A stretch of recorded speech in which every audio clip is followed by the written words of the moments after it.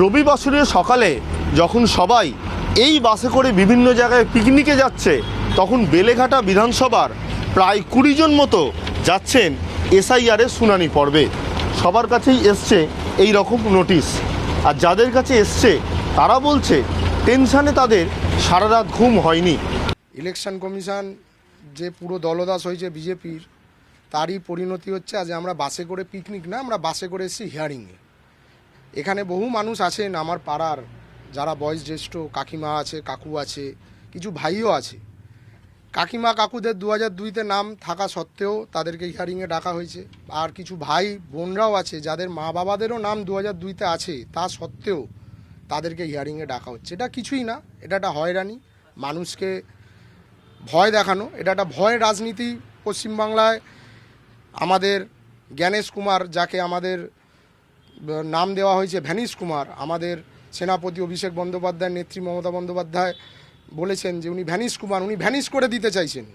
উনি মানুষদের ভ্যানিশ করে দেওয়ার জন্যই এই এসআইআর, আর এই এসআইআরের দিয়ে বাঙালির কিছু মানুষদের ভোট কেটে নেওয়ার প্রক্রিয়া চালাচ্ছে বিজেপি সরকার।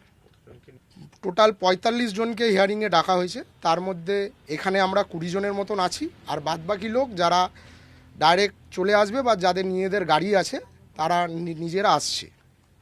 ভুলভ্রান্তি কিছুই হিয়ারিংয়ে লেখেনি যে কি ভুল বা কেন, জাস্ট একটা নোটিশ হাতে ধরিয়ে দেওয়া বলা হয়েছে যে আপনাদেরকে ডেকেছে হিয়ারিংয়ে। কি ভুল, কি কাগজ নিয়ে আসতে হবে, কেন আমি যাব, তার কোনো ব্যাখ্যা নেই। এরা হ্যাঁ এরা এরা এরা ভোট দিয়েছে, এই ভোটেই তো প্রধানমন্ত্রী হয়েছে, এই ভোট দিয়েই তো আগের বার ভোটেই তো প্রধানমন্ত্রী হয়েছে। তাহলে যদি আজকে এদেরকে হিয়ারিংয়ে ডেকে এদের নাম বাদ দেওয়া, তাহলে তো সবার আগে প্রধানমন্ত্রীকে বাদ দিতে হবে। কেন ডেকেছে সেসব কিছু বলেনি, খালি একটা নোটিশ ধরিয়ে দিয়েছে হাতে। এবার কিসের জন্য ডেকেছে তারা বলতে পারবে। ডকুমেন্টস যা যা দেওয়ার, ওরা কী ডকুমেন্টস দিতে হবে না দিতে হবে কিচ্ছু জানায়নি। আমাদের কাছে যথেষ্ট ডকুমেন্টস রয়েছে, এবার ওনারা কি করবেন সেটা ওনাদের ব্যাপার। আমাদের ভোটার কার্ড, আধার কার্ড, প্যান কার্ড, ব্যাংকের বই সবই আছে। মোটামুটি যতটা দরকার ততটা আমাদের, যেটা শুনেছিলাম সেগুলো সবই রয়েছে।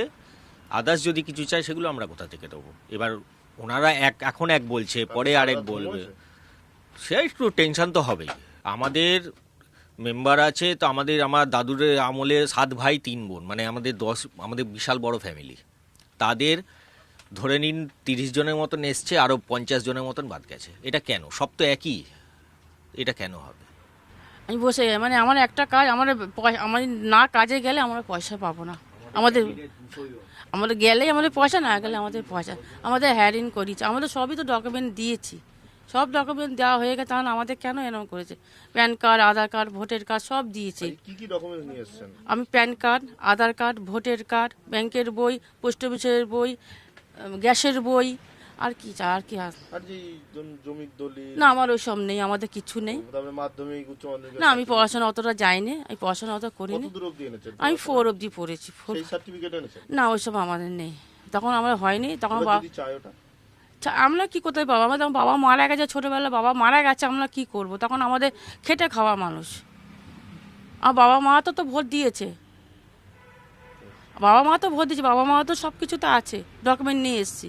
নোটিশটা পাওয়ার দিয়ে আমাদের মাথা খারাপ হয়ে যাচ্ছে। এবার কি করব আমরা, আমাদের যা যা ডকুমেন্টস আছে সেইগুলোই আমরা নিয়ে এসেছি। এবার হিয়ারিংয়ে ডেকেছে, এবার দেখি কি বলে। টেনশনটা কিসের? টেনশন এবার এই কাগজপত্রগুলো চাইছে, আমাদের তো সব কিছু তো আর কাগজপত্র নেই। এবার যেগুলো আছে সেইগুলো আমরা নিয়ে এসেছি, জন্ম সার্টিফিকেট নিয়ে এসেছি, ভোটার কার্ড নিয়ে এসেছি, আধার কার্ড নিয়ে এসেছি, প্যান কার্ড নিয়ে এসেছি, তারপর ড্রাইভিং লাইসেন্স আছে, এই কাগজগুলো সব নিয়ে আমরা এসেছি। মা বাবাদের আগের দিয়ে নাম নেই, আমাদের বলছে, আমাদেরও কাগজপত্র বলছে দিতে হবে, এই জন্য আমরা হিয়ারিংয়ে এসেছি। মা বাবার ডকুমেন্টসও নিয়ে এসেছেন? হ্যাঁ, মা বাবার ডকুমেন্টস নিয়েছি, মায়ের আধার কার্ড, ভোটার কার্ড, গ্যাস বই, ব্যাংকের বই। মায়ের নাম উঠেছে, আমার নাম উঠেছে। এই তাই যেসব বিল্ডিংয়ে নিয়ে আসতে হয়েছে, আমাদের যেখানে অন্য ওয়ার্ডের সব জায়গায় হচ্ছে সেখানে হয়নি। এটা নাকি স্পেশালভাবে আরও যিনি আছেন তিনি নাকি স্পেশাল নিজে করবেন, তাই এনাদেরকে এখানে নিয়ে এসছে। বাধ্য হয়েই তো আনতে হবে, কেন এরা অনেকে বয়স্ক লোক, আপনারা যা দেখছেন অনেকে চিনবে না। তো আমরা চাই না যে একটাও নাম বাদ যাক, আমরা চাই যে বাঙালিদের সবার নাম থাকুক, যারা এতদিন ধরে এখানকার বাসিন্দা, যাদেরকে আমি জন্ম হয়ে যাদেরকে দেখেছি, যাদেরকে পাড়ায় দেখেছি, তাদের কারোর নাম যাতে বাদ না যায়। তারা প্রত্যেকটা ডকুমেন্টস নিয়ে এসছেন, বাড়ির অন্য সদস্যদের নাম উঠেছে, কিন্তু সে কি করলো যে তার নামটা পর্যন্ত উঠল না। তাই অগত্যা রবিবার সকালবেলা এরকমভাবেই বাসে করে সবাই নোটিশ হাতে নিয়ে যাচ্ছে শুনানি পর্বে। স্বাভাবিকভাবেই তৃণমূলের তরফ থেকে অভিযোগ করা হচ্ছে এটা আসলে ভ্যানিশ কুমারের কাজ, তাই তারা ভ্যানিশ করতে দেবেন না, এই 20 জনের নাম তুলেই ছাড়বেন। ক্যামেরায় অভিজিতের সঙ্গে সুশোভন, TV9 বাংলা।